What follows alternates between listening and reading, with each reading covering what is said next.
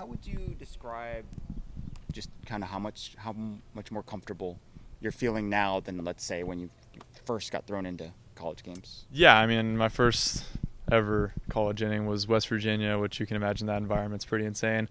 But I mean, the support we have here as far as the community and the team, and I've been really talking to Brendan Summerhill a lot, just trying to figure out, like, pick his brain a little bit and see what he does to kind of relax out there. And at the end of the day, you kind of just you trust your training, especially in like the defensive part of it. Like, you've seen that rep 1,000 times during batting practice, so you just go back and fall on that.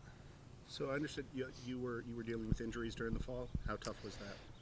It was tough, especially because I know Chip Hale's mentioned a couple of times, like, they didn't really know what to expect because I didn't get to play very much. So, I mean, as far as that goes, it's tough to, come in, want to play, and not be able to.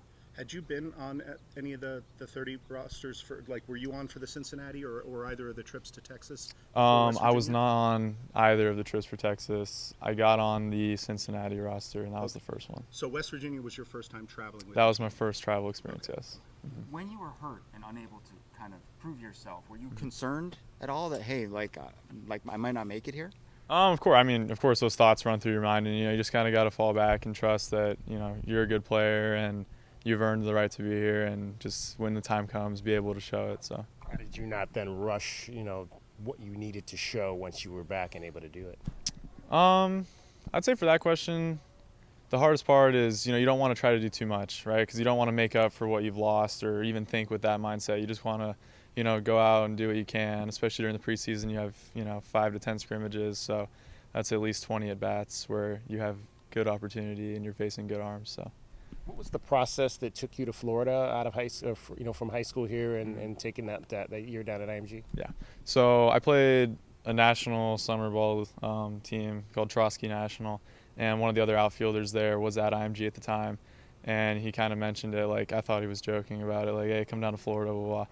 And next thing you know, like, my parents were like, well, we should actually consider this, and we reached out, and it's one of those things where they're like, yeah, we have a spot for you, #1 high school in the country. You kind of don't really think about it. You just kind of pull the trigger on it. And I only had like a week to make the decision too. So I'm super grateful and thankful that my parents were supportive enough and, kind of gave me that like confidence to make that decision. Everybody hears about that place, IMG Academy, but what's it like to actually be there, live there, and go and play there? No, it's insane. It's absolutely insane. Like, you get there and, all you know is high school, and it's the closest thing I'd say to college baseball in the high school setting.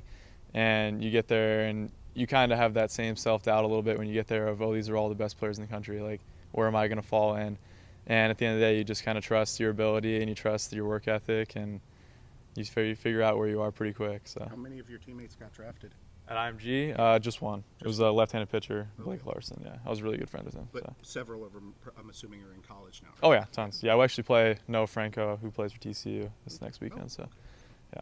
Mason has mentioned that when he first saw you, he could recognize that you were a legit player, even though you were a couple years younger than him. How has he served as a mentor for you or a role model for you? Oh, I mean, it's game-changing. Having him there, especially when I was a sophomore at South Point, like, looking up to him and, realizing, like, hey, like, this is where I want to be. Like, how can I get there? And then even when I'm a junior and coming to watch these games and he's playing, and it's just like, okay, how do I pick his brain a little bit and figure out what he's doing? And especially during the off season, since we both live here, like, we were in the cages throwing, doing everything every day. So just picking his brain and just trying to get better every day.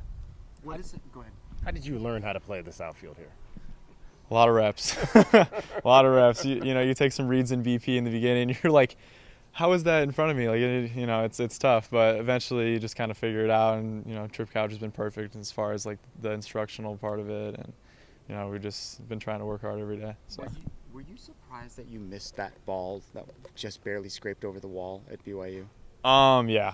I mean, the look on your face was like you thought you had it. I thought I did. I came down, it wasn't in my glove, and I was like, well, that sucks. Did it hit the wall and then hit you? And yeah. So we all were kind of in like I'm confused on that. Like, I jumped up, it hit the top of the wall, then hit like the heel of my glove and bounced out. So, I mean, it's unlucky, but you go up there with the mindset of you're going to catch it every time. So if I had that opportunity again, I'd do the same thing.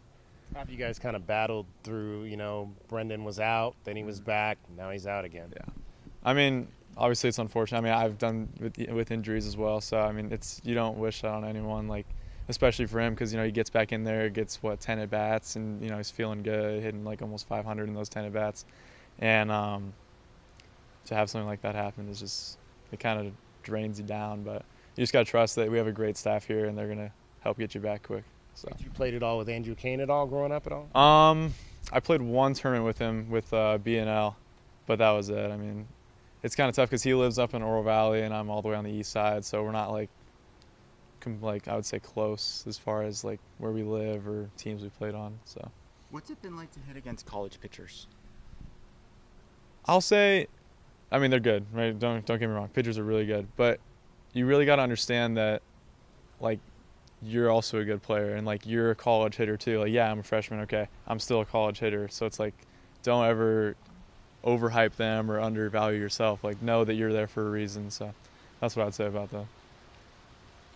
Awesome. Thanks, guys. Yeah, for sure. Thanks, guys.